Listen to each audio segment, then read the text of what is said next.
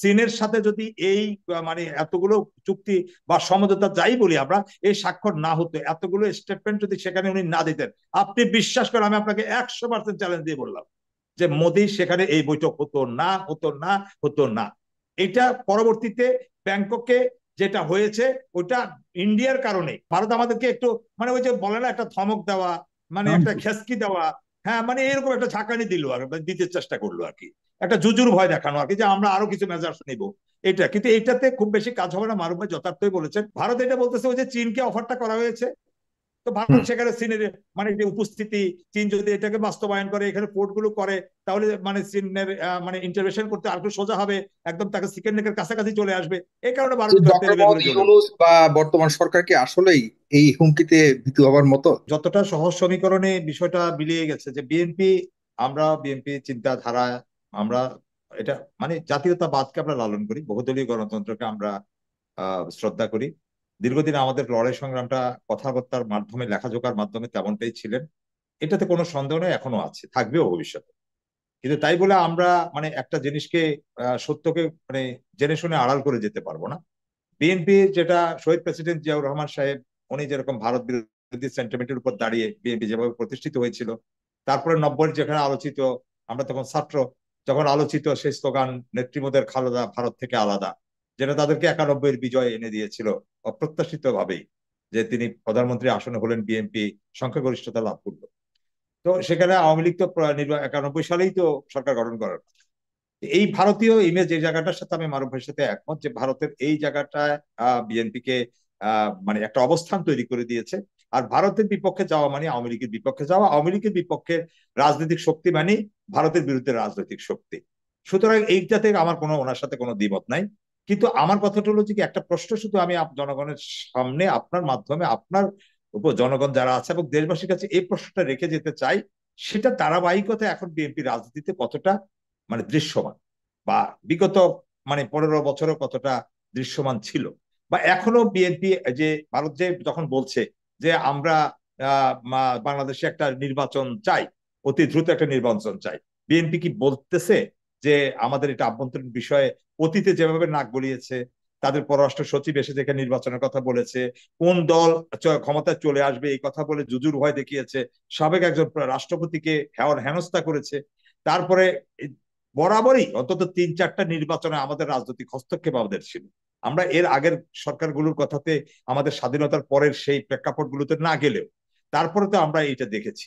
কিন্তু এখন এই পর্যায়ে এসেও যখন এই কথা বলে, তখন আমরা যদি সমস্যারে আমাদের যে রাজনৈতিক দলগুলোকে আমরা বিশ্বাস করি, আমরা যে মতাদর্শ লালন করি, তাদের কাছ থেকে আমরা এটা প্রত্যাশা করতেই পারি তারা যেন এটার একটা তীব্র নিন্দা জানায়, যেটা বাংলাদেশের নির্বাচন কখন হবে এটা দাবি জানানোর জন্য বিএনপি নিজেই যথেষ্ট, বাংলাদেশের রাজনৈতিক দল, বাংলাদেশের জনগণই যথেষ্ট। ভারতে এই কথাটা বলা মানে বাংলাদেশের আভ্যন্তরীণ রাজনীতিতে তারা আবার কালো থাবা দেয়ার, তাদের যে নীল নকশা, এটা তারই একটা বহিঃপ্রকাশ। এরকম একটা সত্য বিবৃতি আমরা আশা করতে পারি, এবং আমি মনে করি, আমি বিশ্বাস করি বিএনপি নীতি নির্ধারণী পর্যায় থেকে এই হয়তো মানে কয়েক ঘন্টা হলো তো যে ভারতের মানে জয়শঙ্কর সাহেব এই কথা বললেন, আমার মনে হয় যে এটা নিয়ে একটা কথা আলোচনা আসবে দলীয় ভাবে, বা আসা উচিত। আপনার এখানে আমি সে দাবিও করে রাখলাম। পাশাপাশি আপনি যেটা মারুফ ভাই আরেকটা কথা বললেন, যে মানে খুবই স্যাস্ট্রামি করে বা একটা দলের সাথে একটা কূটনীতিক শিষ্টাচার, সরি বা জাস্ট এটা, যে এটা বহির্ভূত ভাবে একটা দেশে বারবার ইগনোর করছে ভারত, আমরা সেটাকে বারবার তাদেরকে পিছলে ধরতে চেষ্টা করছি। এখন এটা তো আমি মনে করি এটা, হ্যাঁ ওনার দিক থেকে একটা ব্যাপার, এটা মানুষের সেন্টিমেন্টের সাথে বেমানান হয়, এটা ঠিক আছে, আমি এটাকে শ্রদ্ধা জানাই। পাশাপাশি একটা জিনিস রাখতে হবে, একটা লোক পিছলে চলে যেতে চাইবে, যারা চোর বাটপার সমাজে, তাদেরকে আপনি ধরতে গেলে, ছুঁইতে গেলে তারা পিছলাবে। আর আমার চেষ্টা করতে হবে আমার কৌশল, আমার ডিপ্লোমেসি, আমার কূটনীতি, আমার সবকিছুকে মানে মানে প্রকাশ করে আমি তাকে যেন আমি আমার ধরা ছোঁয়ার ভিতরে রাখতে পারি, এটাই। এবং আপনি এটা নিশ্চিত থাকেন, আমি একটা সত্য করে বললাম, যদি মানে ব্যাংককের সম্মেলনের আগে, সে বৈঠকের আগে যদি আমাদের মাননীয় প্রধান উপদেষ্টা প্রফেসর মোহাম্মদ ইউনূস চীন সফর না করতেন, চীনের সাথে যদি এই মানে এতগুলো চুক্তি বা সমঝোতা যাই বলি আমরা, এই স্বাক্ষর না হতো, এতগুলো স্টেটমেন্ট যদি সেখানে উনি না দিতেন, আপনি বিশ্বাস করেন, আমি আপনাকে 100% চ্যালেঞ্জ দিয়ে বললাম যে মোদি সেখানে এই বৈঠক হতো না, হতো না, হতো না। এটা পরবর্তীতে ব্যাংককে যেটা হয়েছে ওটা ইন্ডিয়ার কারণে, ইন্ডিয়ার আগ্রহের কারণে তখনটা, হ্যাঁ বাংলাদেশ থেকে প্রথম প্রস্তাব তো থাকবে, আমরা দ্বিপক্ষীয় সফর তোমাকে দিয়ে শুরু করতে চাইছি, এই করছি, আমরা আনুষ্ঠানিকভাবে বসতে চাই, আমরা সেখানে কথা বলতে চাই, তারা এটা পিছানোর কারণ একটাই ছিল যে তাদের মনের ভিতরে এই সরকারকে স্বীকৃতি দেওয়ার কোনো ইচ্ছাই ছিল না। এই সরকারকে স্বীকৃতির জন্য আমরা কাঁদছি না, কিন্তু আমি আবারও ক্লিয়ার করি, কারণ আমরা করছি এই সরকার কিন্তু একটা রক্তের ভিতর দিয়ে, একটা অভ্যুত্থান এবং একটা বিপ্লবের মধ্য দিয়ে গঠিত হয়েছে।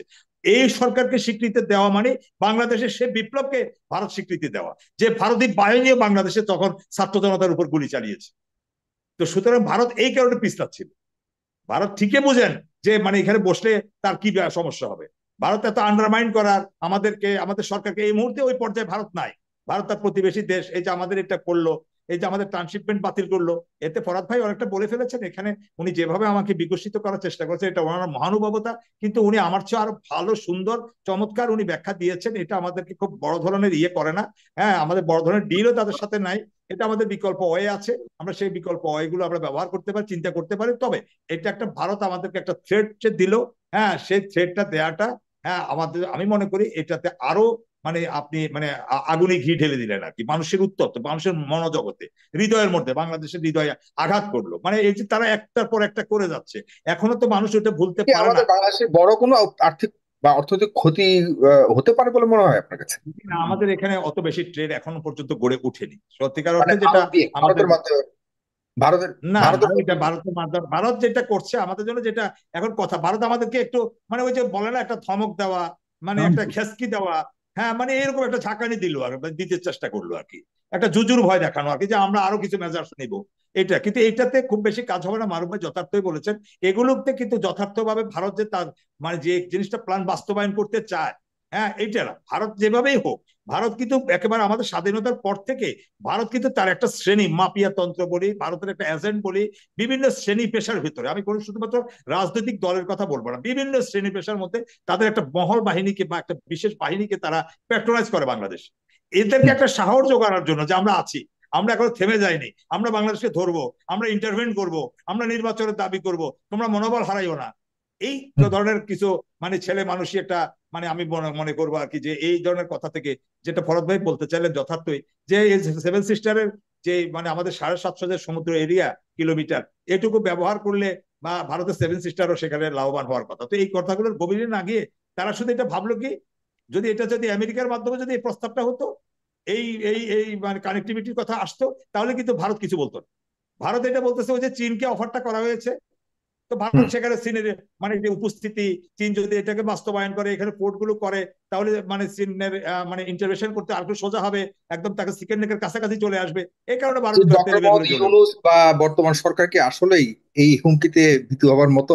কি মনে হয় আপনার কাছে? জি না, জি না, এটা এটা কারণ এখন বাংলাদেশের মানুষের সেন্টিমেন্ট অনেক হাই পর্যায়ে চলে গেছে। আপনাকে যদি বলতে হয় যে ভারত বিরোধীতে সেন্টিমেন্ট। আর এই সরকার যেহেতু জনগণের সরকার, এই সরকার কিন্তু আপনার নিয়মতান্ত্রিক ভাবে, যে আমাদের আগের যে পূর্বের সংবিধানে যেটা ছিল, যে একটা নির্বাচনকালীন তত্ত্বাবধায়ক সরকার হবে, সুতরাং এটা যেহেতু নিয়মতান্ত্রিক ভাবে একটা তত্ত্বাবধায়ক সরকার নয়, একটা অস্বাভাবিক একটা অভ্যুত্থান এবং বিপ্লবের মাধ্যমে সরকার সমর্থিত সকল রাজনৈতিক দল এখন এই সরকারকে সহযোগিতা করছে, বিএনপি সহ। মুখে যাই বলুক না কেন, ভেতরে ভেতরে কিন্তু এখনো বিএনপি যদি সমর্থন যদি তাদের প্রতি না থাকে, সরকারের প্রতি, সরকার কিন্তু সামনে এগোতে পারার কথা না। সামনে সরকার কিন্তু যে কোনো সময় ডেডলক হয়ে যাওয়ার কথা। বিএনপি ওই সম্মানটুকু প্রফেসর ইউনূস সাহেবের প্রতি দিচ্ছেন, এটা কিন্তু দেখাচ্ছেন। এটা কিন্তু একটা পজিটিভ দিক। বাংলাদেশে এরকম ঐক্যটা কিন্তু ইতিমধ্যে আমরা ইতিপূর্বে বাংলাদেশের ইতিহাসে, জন্মের ইতিহাসে আমরা দেখি বাংলাদেশের নাই ইতিহাসে এভাবে কখনো হয়। বলুন। হম। বাংলাদেশের তো ইতিহাসেই সুতরাং কখনো। হম।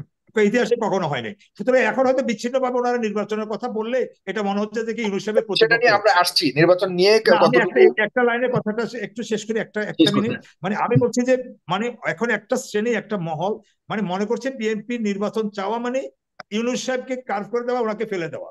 বিষয়টা কিন্তু এইভাবে আমরা চিন্তা, কারণ ইউনূস সাহেব তো বলেননি যে আমি নির্বাচন দেব না। উনি তো, আপনি যদি বলে যে আমি 5 বছর জনগণ চাই, উনি কি বলবে যে আমি 5 বছর থাকতে চাই? জনগণ এটা আমরা বললেই আমরা লাভ হবে? আমরা আসছি, ওই বিষয়গুলো নিয়ে আসছি। আমি দ্বিতীয় সেগমেন্টে আরো বিস্তারিত কথা বলবো, ওটা নিয়ে বেশ কথা বলার সুযোগ রয়েছে, কারণ ভারতের বিষয়টা শেষ করে আসছি আপনাদের কাছে।